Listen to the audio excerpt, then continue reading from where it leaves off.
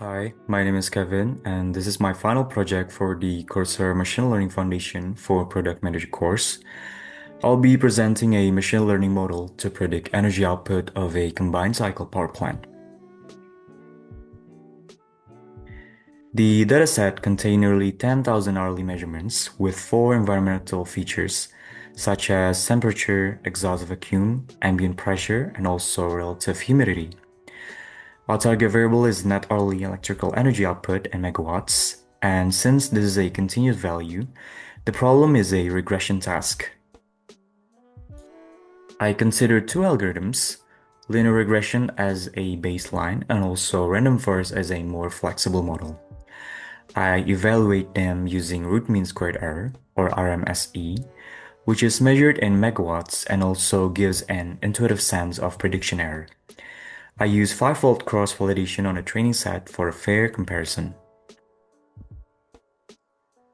The cross-validation results showed that linear regression had an average RMSE of about 4.57, while random forest achieved 3.45. Since random forest performed better, I selected as my final model. On the held-out test set, random forest achieved a root mean squared error of 3.23 and an R-squared of 0.96. This means the model explained about 96% of difference in power output, with typical errors of only 3 megawatts. Here's a scatter plot comparing predicted versus actual values, and the point closely follow the diagonal red line, which also indicates near perfect predictions.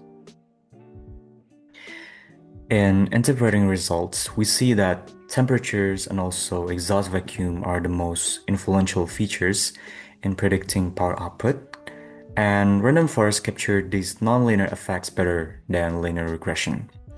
This shows that environmental variables have strong and predictable effects on plant efficiency.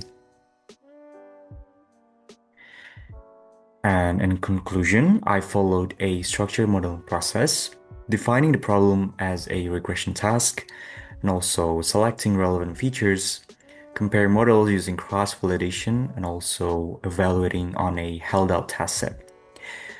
Random forest emerged as the best performer, delivering both high accuracy and also strong interpretability.